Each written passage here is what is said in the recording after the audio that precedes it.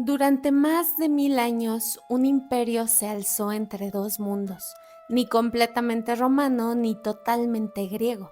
Un reino de cúpulas doradas, intrigas y batallas sangrientas. Un imperio que vio caer a Roma y resistió mientras el mundo que conocía se desmoronaba. Y sin embargo, pocos hoy recuerdan su verdadero nombre. ¿Qué secretos guardan las ruinas de Constantinopla? ¿Quiénes eran realmente los bizantinos? ¿Y por qué su historia parece envuelta en sombras, eclipsada por su pasado romano y su final otomano? Hoy viajaremos al corazón del imperio olvidado, el imperio bizantino, pero no como lo cuentan los libros. Esta es la historia de un imperio de luz y obscuridad, de gloria, traición y milagros. Bienvenidos a Bizancio, la joya oculta de la historia. El nacimiento de un imperio en las sombras de Roma. Año 330 después de Cristo. Roma, la ciudad eterna, aún respira, pero sus días de gloria están contados. En el lejano este del imperio, un emperador, Constantino I, tomó una decisión que cambiará el curso de la historia: fundar una nueva capital en una ciudad olvidada llamada Bizancio. Pronto, este lugar adoptará un nuevo nombre: Constantinopla. No muchos sabían entonces que esta ciudad construida entre Europa y Asia sería más que una capital, sería un símbolo, un faro y también una trampa de oro y mármol para emperadores, generales, santos y traidores. Así nacía el Imperio Bizantino, o al menos así lo llamamos hoy en día, porque ellos jamás se habrían reconocido como tal. Para los hombres y mujeres de Bizancio eran y seguirán siendo durante más de 1000 años los verdaderos romanos. Entre la gloria y el caos. A lo largo de los siglos, Bizancio se estiró como un mapa vivo. Egipto, Siria, los Balcanes, Italia, y luego, como si el destino disfrutara del drama, lo perdió todo. Territorios iban y venían con cada emperador, cada guerra, cada traición. Un día el imperio se extendía sobre 3 continentes. Al siguiente luchaban por mantener su frontera a las puertas de la capital. Pero Bizancio no solo sobrevivía, evolucionaba, se transformaba mientras Occidente se sumía en la oscuridad. Constantinopla resplandecía. Era la ciudad más rica, más refinada, más envidiada del mundo cristiano. Oro, incienso, mármoles traídos de todas partes del mundo conocido y secretos, muchos secretos. El eterno debate. ¿Cuándo comenzó realmente Bizancio? Bueno, esta pregunta de cuándo comenzó el Imperio Bizantino, pues algunos dicen que en 330 con la fundación de Constantinopla, otros que fue en el 476 cuando cayó Roma. Hay quienes prefieren mirar al emperador Justiniano y su fallida reunificación en 565 o incluso más adelante, cuando los ejércitos árabes arrasaron las fronteras del siglo VII. Pero la historia bizantina no es una línea recta, es un mosaico.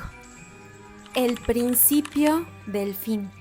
Durante 12 siglos, Bizancio resistió lo imposible.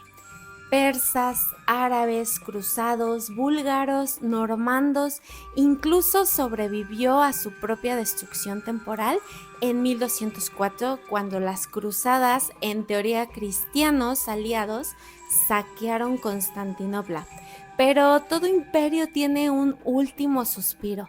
Y el 29 de mayo de 1453, mientras los muros de Constantinopla temblaban bajo los cañones del sultán Mehmed II, terminó algo más que una era.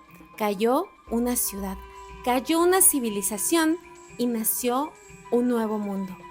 Bizancio se convirtió en un eco, un misterio en los márgenes de la historia. Emperadores de humo y oro.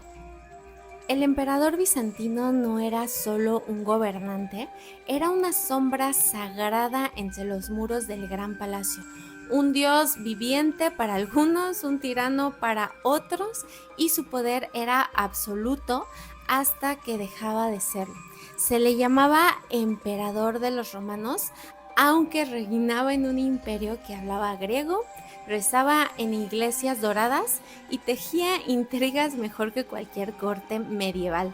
Durante más de 1000 años la corona bizantina pasó de cabeza en cabeza como una llama inestable, a veces heredada, otras arrebatada por la espada, por el veneno, por un eunuco con demasiada influencia.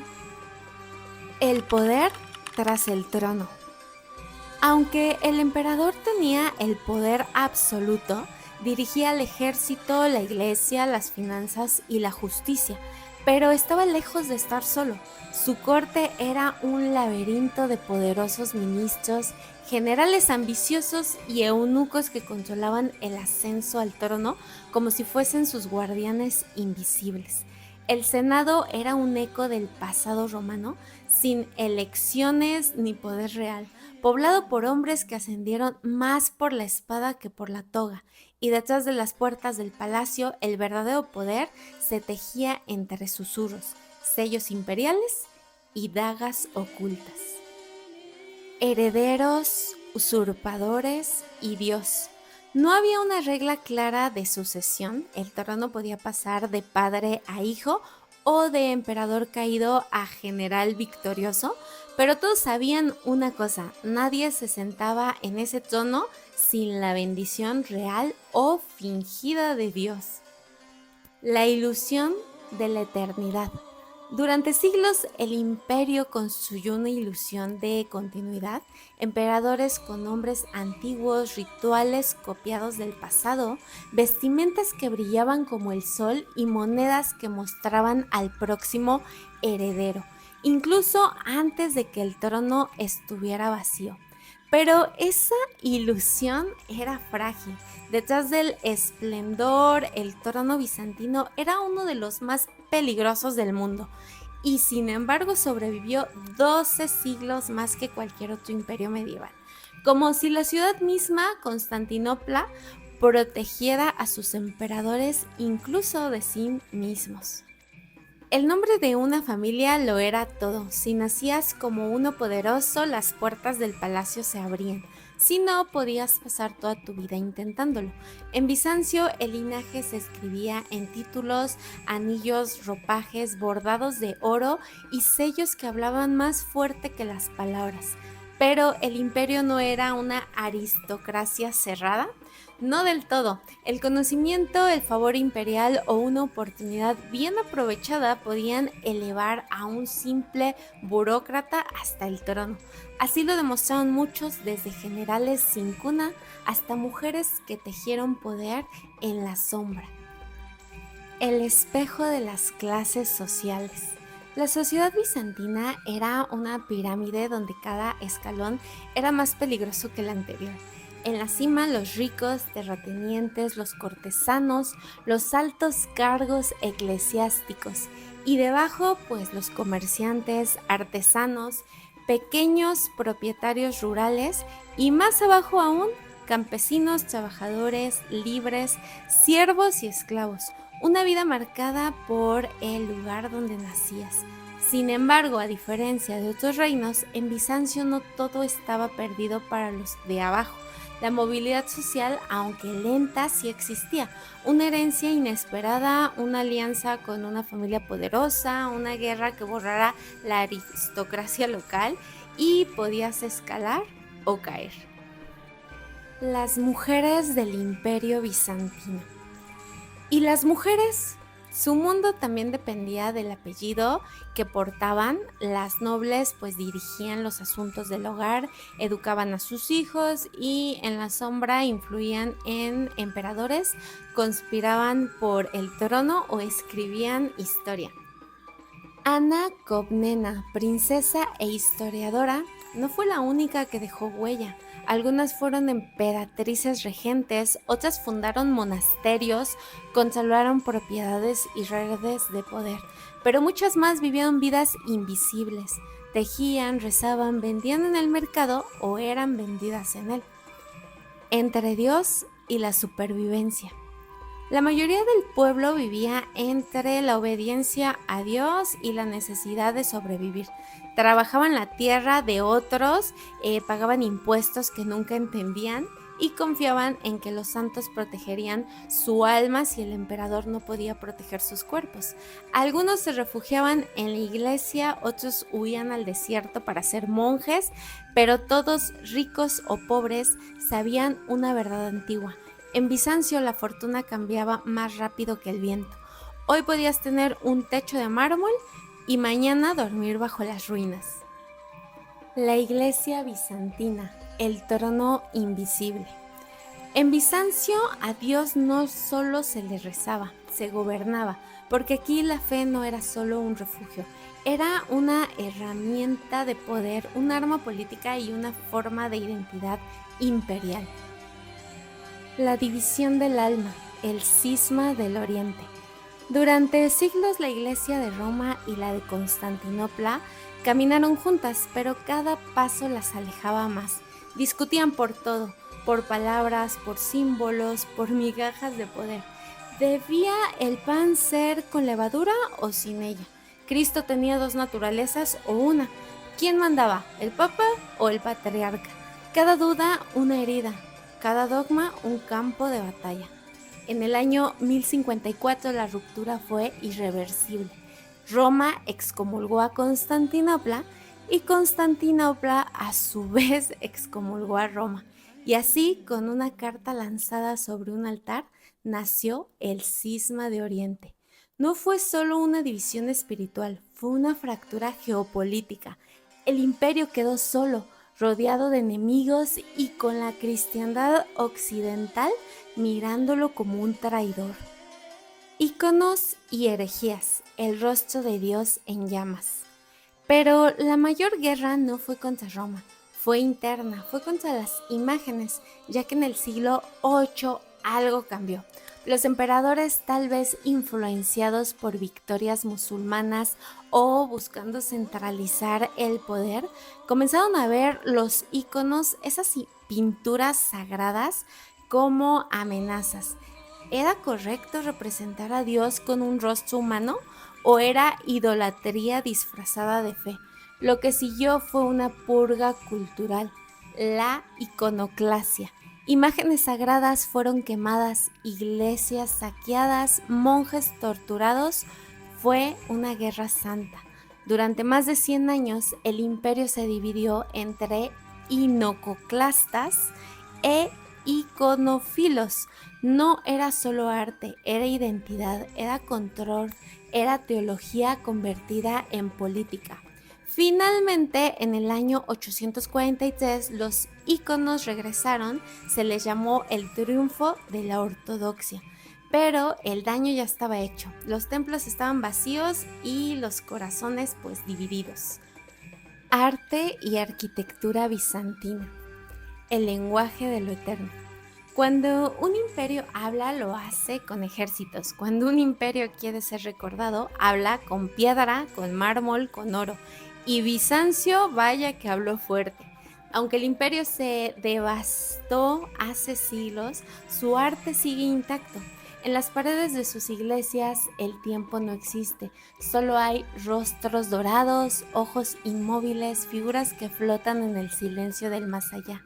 Los mosaicos bizantinos no buscaban parecer reales, no querían retratar a un ser humano, querían retratar a lo divino, a lo eterno, a lo que no se puede explicar con palabras.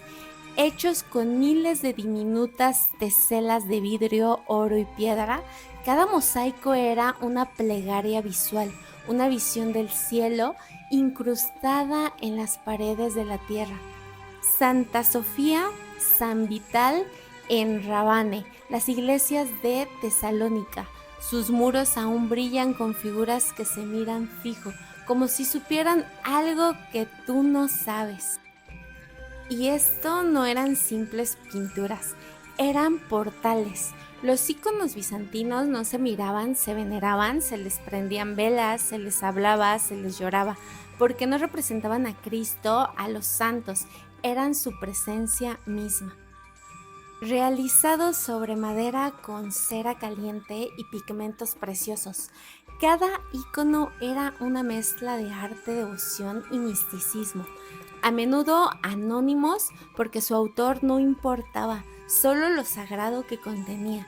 Y lo más inquietante, miran, siempre te están mirando, como si te estuvieran juzgando o protegiendo, o ambas cosas. La cúpula que toca el cielo, Santa Sofía. Imagínate entrar a una iglesia y que te parezca imposible que haya sido construida por humanos. Santa Sofía no fue solo una iglesia, fue una declaración construida en solo 5 años entre 532 y 537. Su inmensa cúpula de 31 metros de diámetro parecía desafiar la gravedad, suspendida por pechinas brillando con luz celestial. Era el símbolo de un imperio que decía, aquí habita Dios. Durante casi 1000 años fue la iglesia más grande del mundo, pero más que tamaño, lo que impresionaba es lo que transmite, una mezcla de poder y temor reverente. Hoy sigue en pie, convertida en mezquita, luego museo, luego mezquita otra vez, pero las huellas de Bizancio aún susurran entre sus piedras, ya que la arquitectura bizantina no buscaba impresionar por fuera, sino por dentro. Lo esencial estaba en el interior: columnas romanas reutilizadas, mármol tallado, cúpulas que bailan sobre la luz, ábsides dorados. Cada iglesia, cada monasterio, cada palacio fue pensado como un reflejo del paraíso en la tierra. La base cuadrada con una cúpula encima fue su sello y se expandió desde Anatolia hasta Rusia, pasando por los Balcanes y el Cáucaso. Si alguna vez entraste a una iglesia ortodoxa, entraste a Bizancio. El imperio cayó, sus murallas se rompieron, su oro fue saqueado, sus emperadores olvidados, pero su arte sobrevivió. Los iconos aún son venerados, las cúpulas aún se construyen y las iglesias bizantinas siguen siendo faros de luz espiritual, siglos después del último. Y cuando el turista moderno entra a Santa Sofía sin saber muy bien por qué se le eriza la piel, es porque ahí, entre la piedra y el silencio, todavía late el corazón de Bizancio. A lo largo de más de 1000 años, el imperio bizantino se mantuvo como un puente entre Oriente y Occidente, entre la antigüedad clásica y la Edad Media. Fue heredero de Roma, pero también creador de su propia identidad, con una religión, una cultura y una administración que marcarían profundamente la historia del mundo, desde las cúpulas doradas de Santa Sofía hasta las intrigas del Palacio Imperial, desde la resistencia frente a invasores hasta el florecimiento del arte y el saber. Bizancio dejó una huella imborrable. Con su caída en 1453 no solo terminó un imperio, cerró un capítulo esencial en la historia de la humanidad, pero su legado sobrevivió en la ley, la teología, la arquitectura y el pensamiento. El espíritu bizantino aún perdura. El imperio bizantino no fue simplemente un eco de Roma, fue una civilización brillante que resistió el paso del tiempo y moldeó el mundo que hoy conocemos. Y con estas palabras terminamos el video de hoy. Espero que te haya gustado.